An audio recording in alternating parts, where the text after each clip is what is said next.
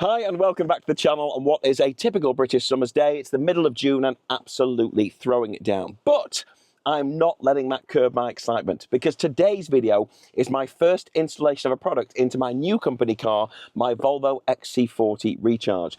And specifically, we're installing this. So this is a front and back 4K dashcam system from FitCamX. Now I particularly like their products and I wrote to them and asked for this because their products once installed look like the manufacturer installed them, because I don't like dashcams that are messy, lots of cables, this, that and the other. This thing, everything once installed is neat, no cables, no nothing. It's really discreet, but it is protecting you on the road, and let's face it, you need protection on the road. So if you don't have a dashcam and you want a dashcam that looks really neat and not just for a Volvo, check out FitCamX. But in the meantime, let's get this installed.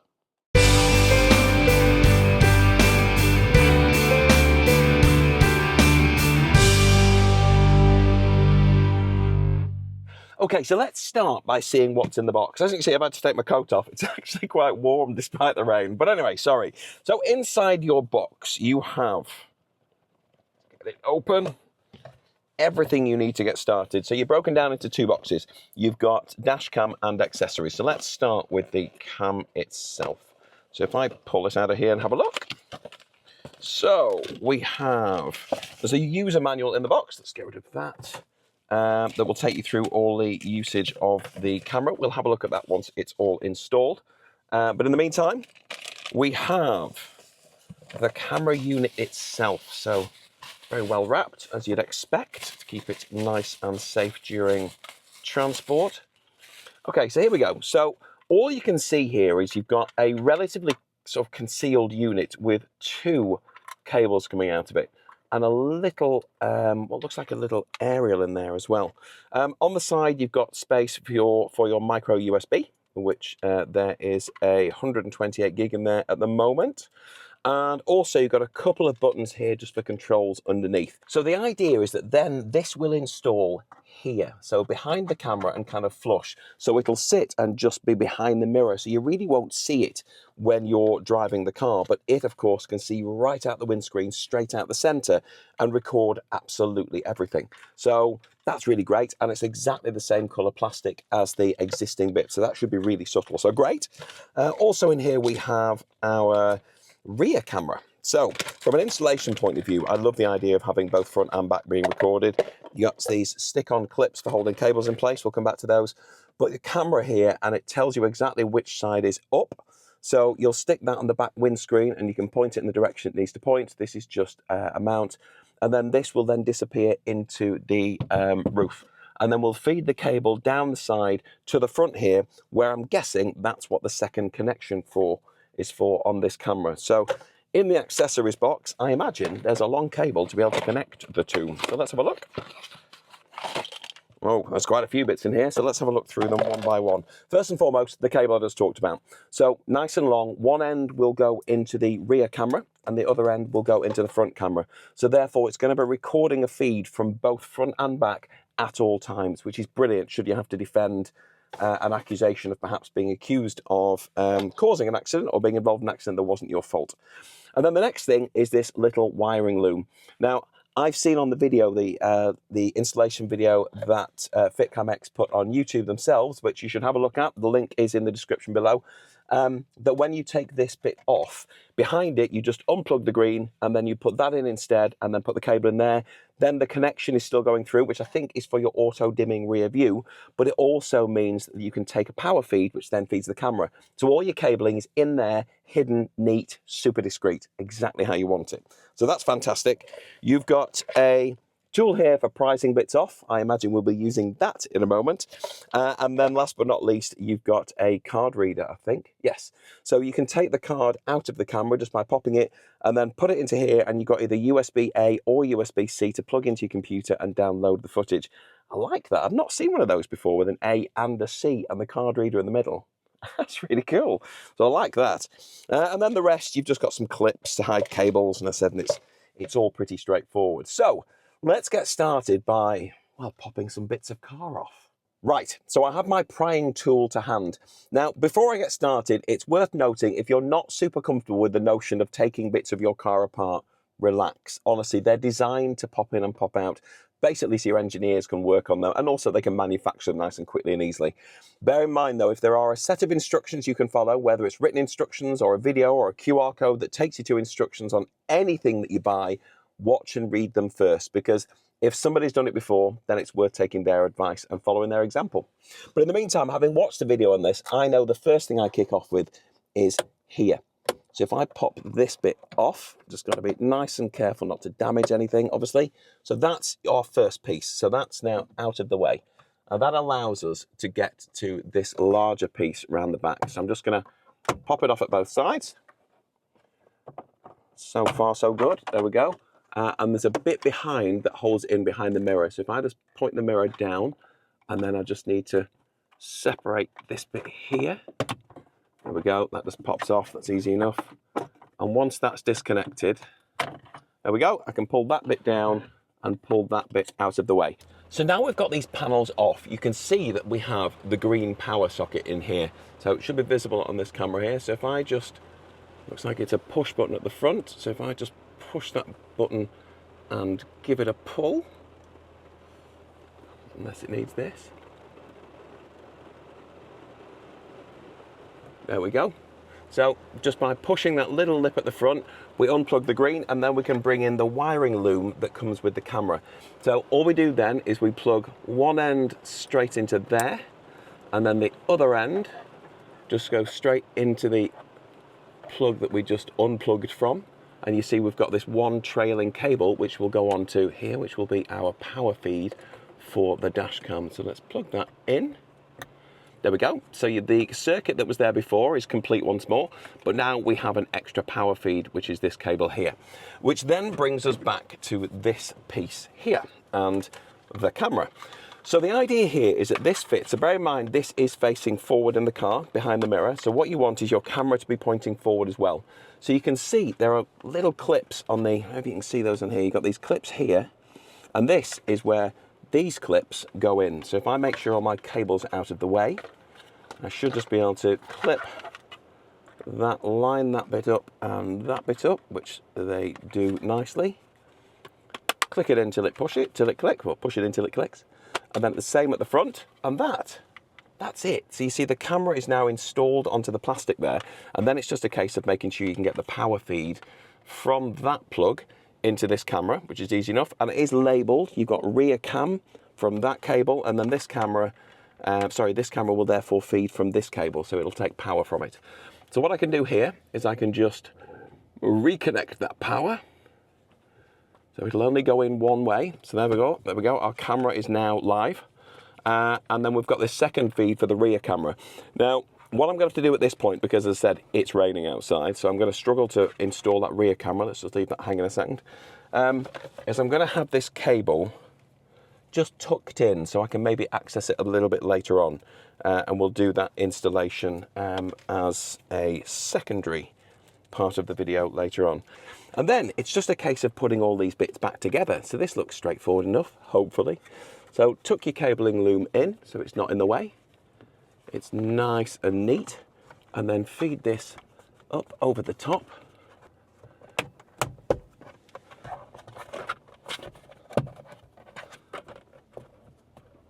Okay, so once your unit's in place, what you will be left with is this. This is the spare piece of plastic that essentially the camera is there instead of. So this will be surplus. Make sure you keep that somewhere safe. You do not want to sell your car. Maybe you choose to remove the camera and sell it and not have this to put back. Otherwise, you're going to leave a gaping hole. What I've done with the cable is, I've fed this in the roof and I'm up to here with it. So I'll feed this all the way to the back, but it has started raining again. So in the meantime, let's set this camera up and let's see what it can see. Okay, so I've installed the app, and the very first thing it tells you to do is open your Wi-Fi and search for CarCam, which I have found and connected.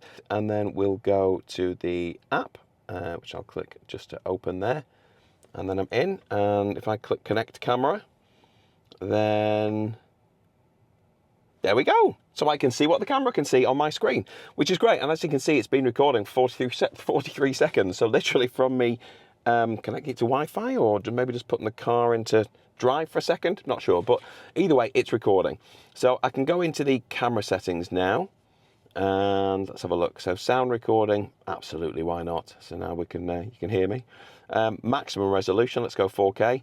Loop record options 1 minute. So what that means is it will record in 1 minute intervals, and it will eventually start to overwrite them, which I'm guessing I probably have to choose further down. But it means that when you're trying to find a specific clip, it'll be easy to find just going through in minute intervals. Exposure compensation, the image look fine, so I'm going to leave it. Timestamp, definitely. Driver collision sensing, we'll put that on medium sensitivity. So I guess it will then automatically, oh, in fact it says. So what it'll do then is it will automatically lock that video in. So if it senses maybe you've had an impact from a motion, maybe it can sense, maybe the AI can sense if someone's nearby, I don't know. It will then lock that clip so it won't overwrite it. So that'll be locked into its onto its memory card, which you can then eject and use that still very cool USB-A, USB-C reader. So parking, monitor collision detection, I'm going to put it on least sensitive, just so it does record. Wi-Fi name, Wi-Fi password, format, all those bits. So that's it, actually. That's all we can change on the setting. That's all you need, really. Presumably, once that second camera's there, then it will give me an automatic feed from that second camera and be recording that as well. But you can see the date and the time. You can take a photograph, I'm guessing, just by clicking there on the app. There we go, so it's just locked in that. And what I like actually at the bottom of the screen there is it says download the file here. So if I click on that, now at the moment there shouldn't be any files because, mind you, it's got them in minute intervals, I suppose. So there are going to be some. Well, there we go. Literally, since I connected the power, it's been recording every single minute. Look at that. So it turns out there's actually loads of recordings. That's good. But it looks like, so if I select, say, that one, I can download it, see? So I can put that straight into the memory of my phone. It's not the quickest download, but it is downloading, which means if you want really quick access, all you've got to do is open the app, connect the camera to the camera via Wi-Fi, download the app directly to your phone, and then you can do what you like with it. So let's cancel that because I don't need it. I said you've also got snapshots you can take as well. And if you've been parked and there's any files, it will record them. I like that. So that's, I mean, as apps go, that is really, really easy to use. So all in all, I'm impressed so far. Okay, so I've fed the cable in from the back, I'll show you that in a moment, and now I'm just hiding these excess bits. So I've got past the front pillar and then just into the middle here, and I can feel there's quite a lot of room in there, and I've got quite a bit of excess cable, so I'm going to lose all this excess cable into that gap. So if I just feed that into there and then just keep feeding it all in, so then end up with a roof space full of cable, but it will be invisible, and because there's enough room in there, it won't impact and you won't be able to see it, and that's the important thing. So if I just keep shoving all that in, see, this is the trickery involved in cable management. Sometimes it's just find a gap and fill it. So if I push all those bits of cable in, very last bit, right the middle, and then this bit is just a case of getting your finger under there and just tucking that in all the way along, and that's it. It's super neat and nobody would be any the wiser. Let's just get rid of that little bit there. I said the roof bit's up there, it's got cable in it, but you wouldn't know. And if we go around the back now, what I've done with the camera is I decided to go the whole hog with this. So what I've done is I've installed it up here. Now you've got a couple of options. You can try and install it onto the glass and then feed the cable across here, but it's going to be really messy. So I decided, well, how hard can it be?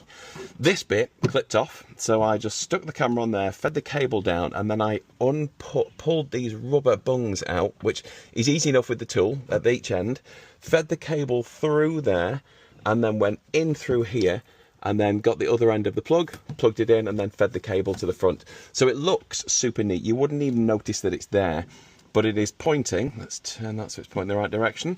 It is pointing out the back of the windscreen, and you wouldn't notice, and it's certainly not going to be in my field of vision when I'm driving the car. So it's right up there, watching everything. Okay, so the installation's done, front camera's done, rear camera's done, cables are all hidden, there's not a single cable in view, which I love. I do hate a cable. And if I go back to the app now, and I'll share my screen with you so you can see what I can see, and go back to the CamX app, you'll see it's connecting now. Connection successful.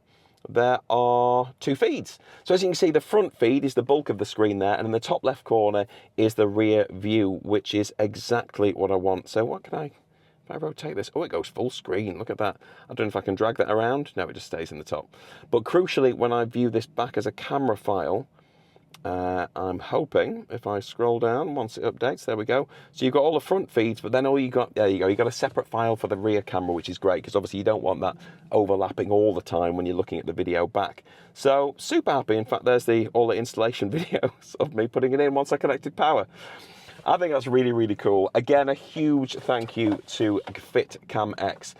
It's a brilliant piece of kit. It looks fantastic in here, and it's awesome to be able to start accessorizing in my Volvo. So hopefully I will see you on my next video. I've not had this car too long, so I'm going to drive it a little longer, then I will do a review. So going from 3 Teslas to a Volvo Recharge. How do I feel? What's it like? What's the driving experience like? I will tell you all that in the future. And the next video I'm going to take you through is the Carling kit for this. So what that gives you, because believe it or not, this doesn't have wireless Apple CarPlay or Android Auto. You have to plug in a cable. So I have, of course, got a wireless adapter. So I'll show you through how to install and use that on my next video. So until then, I'll see you soon. Take care. Bye.